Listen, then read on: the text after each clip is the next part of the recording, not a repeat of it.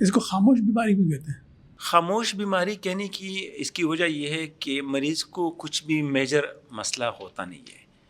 اگر کوئی خاص چھوٹے چھوٹے سمٹمز ہوتے ہیں، نشانیاں ہوتی ہیں، تو مریض اس کو معدے کا گیس یا اس طرح کی چیزیں سمجھ کے یا معدے کی دوائی کھا کے اگنور بھی کر لیتا ہے.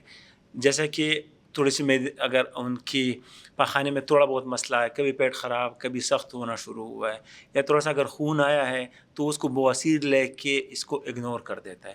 تو خاموش بیماری سے کہ اس کا کوئی میجر سمٹم نہیں ہے، چھوٹے سمٹم ہے اور اس کو اکثر اگنور کر دیا جاتا ہے. اور جب یہ میجر سمٹم پہ آتے تو اس وقت پھر چیزیں کنٹرول میں نہیں ہوتی.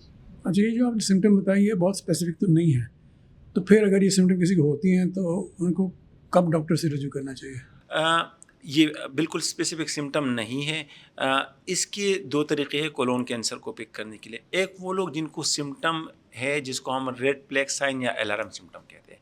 اگر مریض کو خون آ رہا ہے پاخانے میں تو یہ ہمیشہ ریڈ فلیگ سائن ہے، اس کو بواسیر نہیں لینا چاہیے جب تک آپ تشخیص نہ کریں. تو ایسے مریض کو فوراً گیسٹرونٹرالوجسٹ یا معدے جگر کے ڈاکٹر سے ملنا چاہیے. اگر اس کا وزن کم ہو رہا ہے کسی بھی جی آئی سمٹم کی وجہ سے، یا اس کا پاخانے میں یکدم کوئی چینج آیا ہے، نارمل سے بہت زیادہ سخت ہو گیا ہے، یا بہت زیادہ نارمل سے بہت زیادہ نرم ہو گیا ہے، یا کبھی سخت کبھی نرم رہنے لگا ہے، اور مریض کا وزن بھی کم ہو رہا ہے، تو اس کو فوراً رجوع کرنا چاہیے معدے کے ڈاکٹر سے.